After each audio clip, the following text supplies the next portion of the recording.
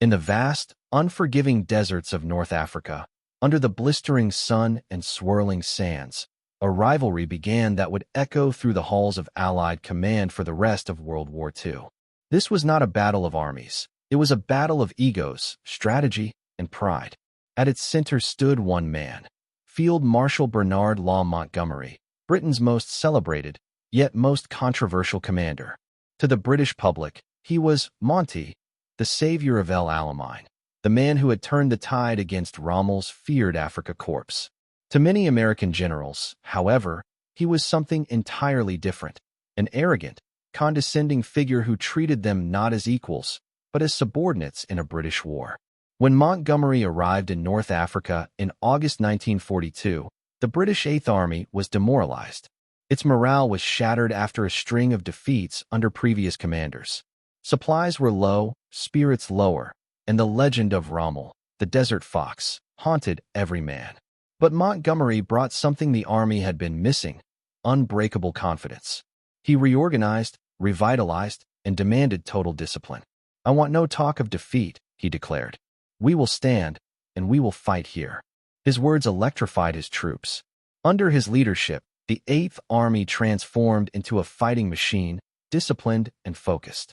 The Battle of El Alamein in October 1942 was Montgomery's masterpiece, a meticulously planned operation that crushed Rommel's army and turned the tide of the Desert War. To the British people, it was redemption, proof that they could still win after years of humiliation. Churchill called it the end of the beginning. Montgomery became a national hero overnight. Newspapers celebrated him as the man who had done what no one else could: defeat the legendary Desert Fox. His portrait hung in homes across Britain, and Monty became a symbol of hope. But on the other side of the Atlantic, in Washington and among the rising ranks of American generals, a different picture was forming. To them, Montgomery's triumphs came with an unpleasant aftertaste: his habit of belittling the contributions of his allies, especially the Americans. As U.S. forces began to arrive in North Africa under Operation Torch, the uneasy partnership between the British and Americans began to show cracks. The Americans were newcomers to large-scale warfare in Europe, and their confidence sometimes outpaced their experience. Montgomery, a man of meticulous planning and rigid discipline, had little patience for what he viewed as American impulsiveness. He often dismissed their ideas with cutting remarks.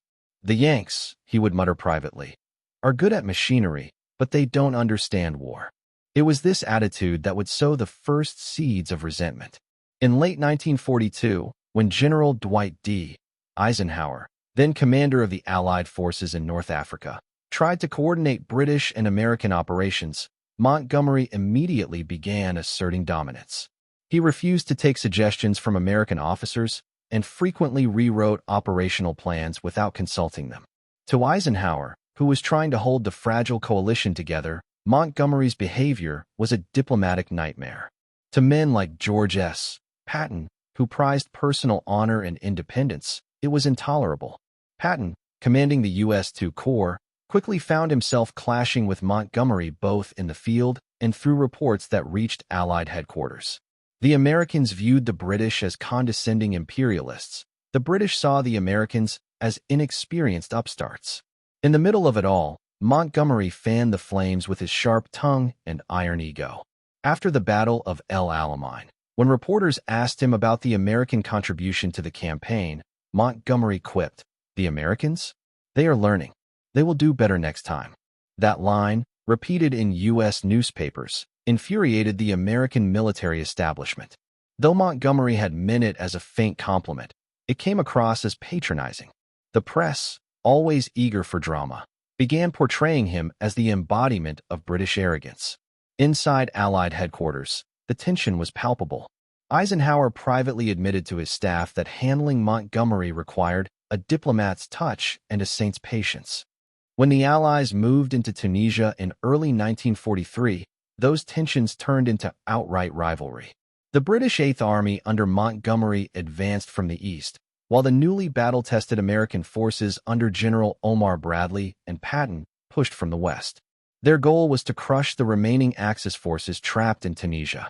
But cooperation was minimal. Montgomery refused to share detailed plans, and the Americans felt deliberately sidelined. Each side wanted the glory of being the first to reach Tunis. In March 1943, during the Battle of the Mareth Line, Montgomery achieved another tactical victory against Rommel. Yet his reports to London downplayed American progress and emphasized his own role. When Patton later captured key positions in western Tunisia, Montgomery's staff implied that the Americans had only succeeded because the British had pinned down the main German force. American newspapers bristled, publishing articles that mocked Montgomery's self-importance. "The British general who never loses, because he never admits when he does," one headline read. Behind the scenes, Eisenhower struggled to keep the alliance intact. He respected Montgomery's organizational genius, but was increasingly frustrated by his lack of humility. Eisenhower once remarked to his aide, "Monty's problem is that he thinks he's the only one who knows how to fight a war." By May 1943, Axis resistance in North Africa collapsed.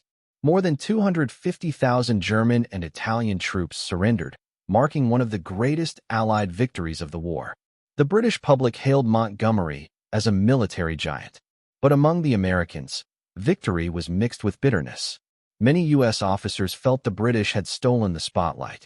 Patton, who had led key assaults, was furious when Churchill praised the leadership of General Montgomery as the decisive factor.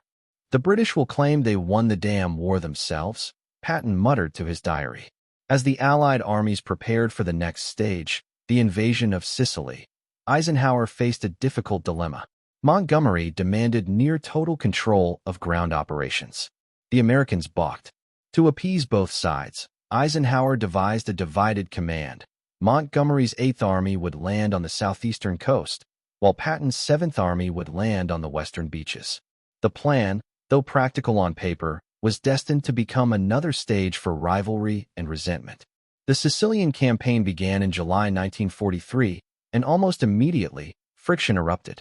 Montgomery's initial advance stalled against strong German resistance, while Patton's forces swept through the western half of the island with remarkable speed. When Patton captured Palermo and then raced toward Messina, Montgomery protested to headquarters that the Americans were showing off. Eisenhower's staff realized that what should have been a coordinated campaign had become a contest between two ambitious generals seeking glory. In the end, Patton reached Messina first, beating Montgomery by mere hours. To the Americans, it was poetic justice. To Montgomery, an insult. When reporters asked Patton about his British counterpart, he replied with a grin, "Tell Monty the race is over, and the Yanks won." That line spread like wildfire across Allied newspapers, deepening the rift. Montgomery, humiliated, refused to speak to Patton for months. Yet, despite his flaws, Montgomery's strategic brilliance remained undeniable. He planned carefully, conserved his men, and understood the value of logistics better than anyone. Eisenhower knew that, whatever his temperament, Montgomery was vital for the success of the coming European invasion. But as 1943 ended and the Allies turned their eyes toward the beaches of Normandy, one thing was certain. The Americans respected Montgomery's skill, but they could not stand the man himself. Beneath the polite smiles of briefings and press photos, the seeds of animosity had already taken root. The clash of personalities, pride, and differing military cultures was no longer a rumor whispered in headquarters corridors. It was the reality that would define the Allied high command in Europe. And soon, as the invasion of Western Europe approached, those tensions would threaten to explode. By the summer of 1944, the Allied war machine was poised to strike the final blow against Hitler's Fortress Europe. The Americans, after months of preparation, had crossed the Atlantic in waves, bringing men, machines, and a new confidence that only a superpower in the making could possess. The British, hardened by 5 years of struggle, believed that the coming campaign would be the culmination of their endurance. And presiding over the vast and fragile coalition stood General Dwight D. Eisenhower, the man chosen to hold together armies, egos, and nations. But within the Allied command, a familiar storm was already gathering. At the center of it stood Bernard Montgomery. When Operation Overlord, the D-Day invasion, was first conceived, Montgomery was appointed commander of all ground forces for the initial phase. It was an extraordinary responsibility, and one he accepted with characteristic confidence. At planning meetings in England, he dominated the room. He redrew maps, restructured command arrangements, and re-engineered the invasion timetable until almost every detail bore his stamp. To his staff, this was vintage Monty, methodical, brilliant, absolutely certain. To many of the Americans present, it was something else, overbearing arrogance. Montgomery dismissed the early Overlord plan as a dog's breakfast and publicly declared that he alone had turned it into a workable operation. When Eisenhower tried to smooth the growing resentment, Montgomery brushed him aside. "If the plan succeeds," he told one British aide, "it will be because of my design. If it fails, it will be because the Americans altered it." Those words would haunt him later. On June 6, 1944, as Allied troops stormed ashore on the beaches of Normandy, Montgomery watched the landings unfold from his forward headquarters. The operation was vast beyond imagination: 156,000 men, 5,000 ships, and 11,000 aircraft. Montgomery's overall objective was clear: secure a lodgment large enough for the Allied armies to break out of France. Yet from the very first days, friction with the Americans re-emerged. Montgomery's cautious approach clashed sharply with the American instinct for rapid, aggressive maneuver. While U.S. forces under General Omar Bradley fought to link the beachheads and push inland, Montgomery insisted on consolidating his positions before advancing. He believed the terrain around Caen, an ancient Norman city, had to be captured carefully, not at reckless cost. But the Americans saw delay. They saw a British commander dragging his feet while their own men bled. Patton, who had been sidelined in England after the slapping incident, watched the early Normandy fighting with impatience and fury. In private, he sneered, "Monty is trying to win the war one hedgerow at a time." Bradley, usually calm and diplomatic, began to share that sentiment. Caen became a symbol of the Anglo-American divide. To Montgomery, a necessary bastion. To the Americans, a monument to British slowness. Through June and July, the tension deepened. Montgomery's public statements, especially to the British press, made matters worse. He repeatedly referred to "my plan for victory" in Normandy, giving the impression that the Americans were merely playing supporting roles. His press briefings praised British advances even when most progress was being made by U.S. troops in the West. Eisenhower's political advisors pleaded with him to intervene, but Ike, ever the diplomat, avoided direct confrontation. He needed Montgomery's competence, even if his personality strained every nerve of coalition unity. By mid-July, as American forces prepared for Operation Cobra, the breakout from Normandy, the rivalry reached a breaking point. Montgomery's attacks around Caen had bogged down amid fierce German resistance. Meanwhile, the Americans under Bradley and Patton were poised to launch a thunderbolt westward through the Bocage. When Cobra exploded on July 25th, it shattered the German line and transformed the battlefield. Within days, Patton's Third Army was unleashed, racing through the open countryside with breathtaking speed. French towns fell one after another: Avranches, Le Mans, Argentan. For the Americans, it was vindication. For Montgomery, humiliation. The headlines that once glorified Monty the victor of El Alamein now hailed Patton's dash across France. British newspapers tried to remind readers that Patton's advance was part of Montgomery's overall plan, but no one on the American side believed that for a second. Patton himself openly mocked the idea. "Monty planned my success?" he snorted. The hell he did. When the Germans began to collapse in late August, Eisenhower faced a critical decision. Should the Allies concentrate their drive through northern France under Montgomery's 21st Army Group, or should they advance on a broad front? Monty in the north, Bradley and Patton in the center and south. Montgomery argued passionately for the narrow thrust, insisting that with priority in supplies he could drive straight into the Ruhr and end the war by Christmas. To him, the matter was obvious. To Eisenhower and his American subordinates, it was arrogance bordering on insubordination. The argument raged for weeks. Montgomery wrote letter after letter demanding that the main effort be placed under his command. He warned that Eisenhower's broad front strategy was scientifically unsound. Eisenhower, losing patience, told his chief of staff, "If Monty were an American general, I'd have relieved him already." Yet Ike's instinct for coalition harmony restrained him once again. He compromised, giving Montgomery temporary priority in the north to launch Operation Market Garden. It was to be Montgomery's grand gamble, the bold stroke that would redeem his reputation and prove his strategic genius once more. Market Garden, launched in September 1944, was as daring as it was risky, a massive airborne assault to seize bridges across the Netherlands, followed by a ground advance to outflank the Siegfried Line. Montgomery sold it to Eisenhower as a quick route into Germany. The Americans were skeptical, especially Patton, who grumbled that the British were trying to steal the thunder again. For the first few days, it seemed that Montgomery might be vindicated. Paratroopers captured several key bridges, and Allied columns surged northward. But the operation soon unraveled. Intelligence had underestimated German strength around Arnhem, where two SS Panzer divisions awaited. The paratroopers were cut off, supplies dwindled, and the relief column bogged down.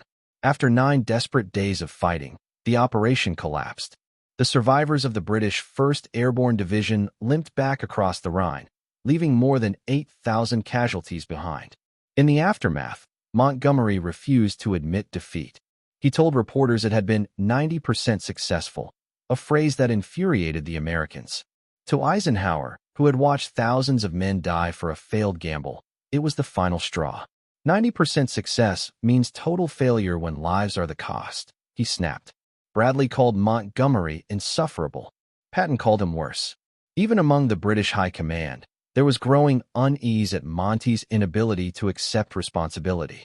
And yet, despite the anger, Montgomery's political shield remained intact. Churchill still admired him, the British public still revered him, and Eisenhower still needed him to command the northern armies. The uneasy partnership limped on into the winter of 1944, just as Hitler prepared one final counterstroke that would test the alliance like never before. In the frozen forests of the Ardennes, the Germans struck with savage force, launching the Battle of the Bulge. American lines buckled under the surprise attack. Thousands were captured, entire divisions shattered. In the chaos, Eisenhower placed Montgomery temporarily in command of the northern sector, giving him authority over several battered U.S. armies. It was a sensible military decision, but politically disastrous. The moment the situation stabilized, Montgomery gave a press conference praising British leadership for saving the day. He barely mentioned the Americans who had done most of the fighting. The backlash was immediate. U.S. newspapers exploded with fury, accusing Monty of stealing credit yet again. Bradley threatened to resign. Patton vowed never to serve under him. Eisenhower, caught in the middle, summoned Montgomery for a private confrontation. The meeting was icy. Eisenhower demanded that Montgomery issue a public clarification. Monty reluctantly complied, releasing a statement that praised American courage, but the damage was done.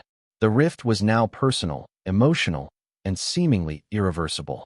By early 1945, victory was finally in sight. The Allies were crossing the Rhine. The Third Reich was collapsing. Yet even as German resistance crumbled, the bitterness between Montgomery and his American counterparts burned hotter than ever. The Americans saw him as the symbol of British arrogance. The British saw him as the last great general of an empire that refused to fade quietly. And somewhere between those perceptions lay the truth. A truth that revealed not just the flaws of one man, but the deeper struggle of two nations learning to fight side by side in a war that neither could win alone. By the spring of 1945, the Third Reich was collapsing, its armies broken and its cities reduced to rubble.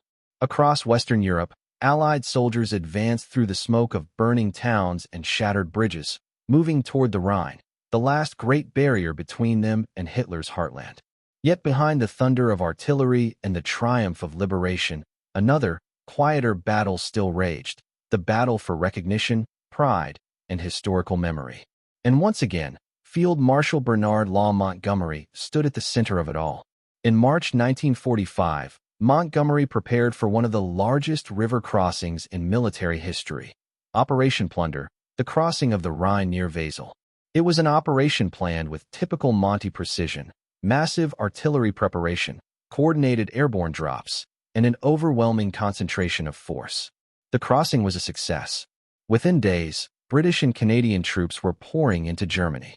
To the British press, it was another display of Montgomery's mastery of detail and discipline. To the Americans, however, it was something different, a late-stage performance meant to reclaim lost glory.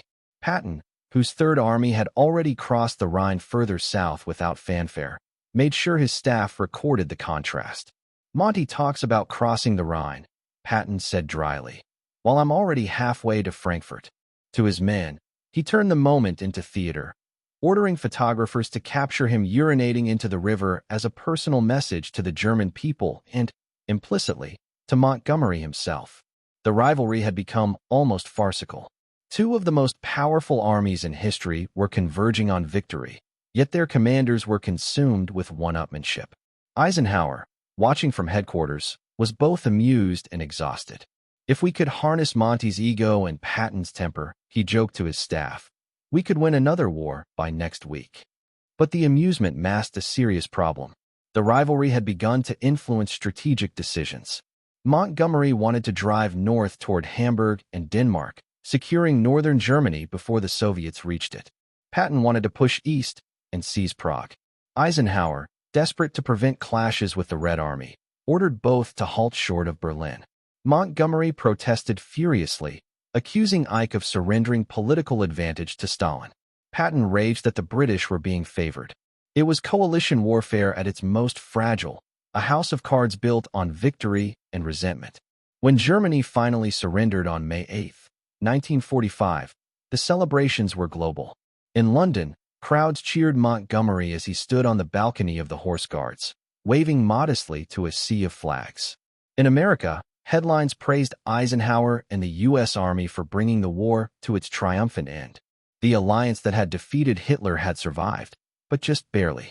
Behind the public smiles and handshakes, the mistrust between British and American commanders was as bitter as ever. In the weeks following victory, Montgomery's behavior did little to heal the wounds. As the British zone of occupation took shape in northern Germany, he established his headquarters in Lüneburg and began running it with the same iron discipline he had imposed in the field. American generals visiting his HQ were struck by his formality, his insistence on British protocol, and his thinly veiled disdain for their informality. He still referred to Eisenhower as "dear old Ike," but privately, his tone was contemptuous. "Eisenhower is a politician," he told a colleague, "not a soldier. He wins wars by conferences." Eisenhower, in turn, confided to his staff that Montgomery was a brilliant commander, so long as he doesn't have to cooperate with anyone. The American generals who had served under him were even less forgiving. Omar Bradley described him as a psychopath, unable to grasp the simplest concept of humility. Patton, never one to mince words, wrote in his diary, "Monty is a little stuffed doll, always preening himself and claiming every success. If he could salute himself, he would." The bitterness spilled into the post-war press. American correspondents, once respectful of Montgomery's early victories, now painted him as a relic of British imperial arrogance. British newspapers, eager to defend their hero, portrayed American generals as reckless cowboys who had won through brute force rather than intellect. What had been a wartime alliance of necessity became, in peacetime, a duel of narratives. Each side sought to shape history in its own image. Montgomery's own post-war writings did not help. In 1958, his memoirs, The Memoirs of Field Marshal Montgomery, ignited fresh controversy. He criticized Eisenhower's broad front strategy, dismissed Patton as impulsive and undisciplined, and claimed that British leadership had been the decisive factor in the European victory. American veterans were outraged. Eisenhower, then a former president of the United States, privately called the book disgraceful. Bradley said it was a work of fiction masquerading as history. Even British officials cringed at its tone. And yet, despite the resentment, one could not deny Montgomery's contribution. He had saved the British Army from collapse in North Africa, restored its confidence, and played a crucial role in the success of D-Day. His methods were slow, his ego enormous, but his results undeniable. The Americans hated his arrogance. They could not deny his effectiveness. Still, the deeper reason for the hostility ran beyond personalities. It was about power and about the passing of an era. During the war, Britain had entered as the senior partner, the empire that still claimed global prestige. By 1945, it was clear that the balance had shifted irreversibly. The United States had emerged as the world's dominant military and economic power. To many British officers, Montgomery represented the last defiant symbol of imperial pride. To many Americans, he represented the arrogance of a fading empire unwilling to share the spotlight. In that sense, the hatred was not truly personal, it was historical. Montgomery's clashes with Eisenhower, Bradley, and Patton were simply the human faces of a larger transition, the old world giving way to the new. In the post-war years, Montgomery continued to serve with distinction, becoming Deputy Supreme Commander of NATO forces in Europe. Yet his relationships with his American colleagues never healed. When he visited the United States in 1951, his speeches were met with polite applause but cold stares from the men who had once fought beside him. He praised American industry but criticized their military extravagance. Reporters noted that his tone had not softened. One article called him Britain's most brilliant and most disliked general. Back in Britain, public opinion was more forgiving. The veterans of the 8th Army still adored their Monty. Schoolchildren learned of Alamein as the turning point of the war. In military academies, his meticulous planning was still studied as a model of operational art. But in the United States, his name had become synonymous with arrogance, a cautionary tale of how genius without humility can divide even allies. And so, by the time Montgomery retired from active service in 1958, his reputation stood on two pillars: brilliance and bitterness. To the British, he was a legend. To the Americans, a necessary evil. To history, he was both, a man of towering ability whose flaws were as monumental as his victories.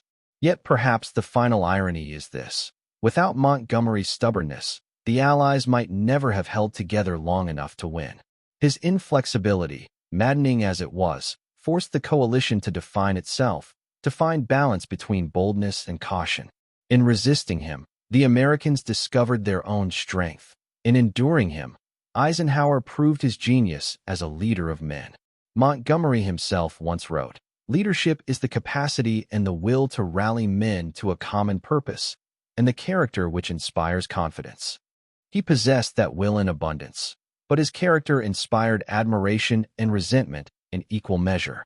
In the end, that was his legacy, a man both revered and reviled, who embodied the triumphs and the tensions of an alliance that changed the world. The guns had fallen silent. The flags of victory fluttered above the ruins of Europe. But long after the last German soldier laid down his arms, the battles inside the minds and memories of men like Bernard Montgomery and his American counterparts continued to rage. Battles not of tanks and artillery, but of pride, perception, and history itself. For Montgomery, peace was not the end of the war. It was the beginning of a new struggle, the struggle to define his legacy. He saw himself as the man who had turned the tide at Alamein, who had planned the D-Day invasion, who had commanded armies that liberated half of Europe. And yet, in the grand narrative of victory, his role was often overshadowed by the smiling, diplomatic Eisenhower and the charismatic, aggressive Patton. It was a wound that never healed. In the years after 1945, Montgomery devoted himself to preserving his image. He lectured at military academies, wrote his memoirs, and granted carefully chosen interviews. But the more he tried to explain himself, the more isolated he became.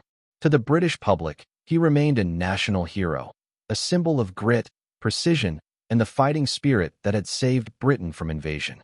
To the Americans, however, every word he spoke seemed to reopen old scars. When he published his memoirs, his criticisms of Eisenhower and Patton reignited fury across the Atlantic. American generals who had once stood shoulder to shoulder with him refused to speak his name. Newspapers that had once praised him for Alamein now mocked him as a man consumed by vanity. "Monty won the war," one columnist wrote bitterly, "and then lost the peace." But history is rarely so simple. Time has a way of softening judgments and revealing the deeper truths behind the tempests of personality. In the decades that followed, military historians began to reassess Montgomery's career, not through the lens of wartime propaganda or post-war politics, but through the hard facts of strategy and performance. What they found was a complex, sometimes contradictory figure, a commander of extraordinary clarity and discipline, whose genius for organization saved countless lives, but also a man so rigid in his self-belief that he alienated nearly everyone around him. His meticulous planning at El Alamein had been essential to victory, but his slow pursuit afterward allowed the Axis to regroup. His insistence on preparation before D-Day had ensured success on the beaches, but his refusal to adapt quickly afterward had slowed the advance. He was not wrong in his methods. He was wrong in his inability to see that others might also be right. The American generals who despised him were, in many ways, his opposites. Patton's energy and instinct, Bradley's calm pragmatism, Eisenhower's diplomacy. Each represented a different kind of leadership, one rooted in flexibility and trust. Montgomery could never fully understand that kind of command, just as they could never understand his obsession with control. It was not that one side was right and the other wrong. It was that both were necessary. In coalition warfare, personality is as important as strategy. Eisenhower's genius lay not in battlefield brilliance, but in the delicate art of keeping men like Montgomery and Patton on the same team. Without Eisenhower's patience, their rivalry might have torn the alliance apart. Without Montgomery's discipline, it might have collapsed into chaos. They were opposites, yet interdependent, the very tension between them producing the balance that ultimately led to victory. By the 1960s, as the veterans of the war grew old and memoirs filled the shelves, a quieter truth began to emerge. The hatred between Montgomery and his American peers had not been pure hatred at all. It was frustration born of similarity. Each man believed utterly in his own vision of war. Each was driven by ego, by pride, and by a burning need to prove his worth on history's grandest stage. They saw in each other not just rivals, but mirrors. When Montgomery died in 1976, aged 88, Britain mourned the passing of its last great field marshal. The funeral at St. George's Chapel, Windsor, was attended by soldiers, statesmen, and historians. In the front pew sat American representatives, men who, decades earlier, had cursed his name in the field. They came not as enemies, but as fellow warriors paying respect to a man who, despite all the friction, had fought the same war and carried the same burden. In the decades since his death, the image of Bernard Montgomery has continued to evolve. To some, he remains the savior of El Alamein, the general who restored hope to a desperate nation. To others, he is the symbol of British arrogance at its most unbending. Yet to most serious historians, he stands as something more nuanced, a man of exceptional competence and deep flaws, whose brilliance could not always escape the shadow of his personality. And the question, why did the Americans hate Bernard Montgomery so much, lingers not as an accusation, but as an invitation to understanding. They hated him not because he was British or because he was successful. They hated him because he embodied everything they struggled against within themselves: control versus chaos, caution versus courage, intellect versus instinct. In a war that demanded both order and audacity, Montgomery and the Americans represented two halves of a whole, and the friction between them became the spark of Allied victory. Today, when soldiers study the Second World War, they do not ask whether Montgomery was right or wrong. They ask what leadership meant in an alliance built on difference. They learn that victory is not born of agreement, but of cooperation between those who do not see the world the same way. In that lesson lies Montgomery's true legacy, not in his battles or his boasts, but in the uneasy truth that even the most brilliant commander must learn to fight not only the enemy, but his own pride. And as the years pass, as the last veterans fade into memory and the war becomes history rather than living experience, the story of Bernard Law Montgomery endures, not as a tale of hatred, but as a testament to the fragile miracle of unity that defeated tyranny. He was the man they could not stand, and yet, without him, they might not have stood at all.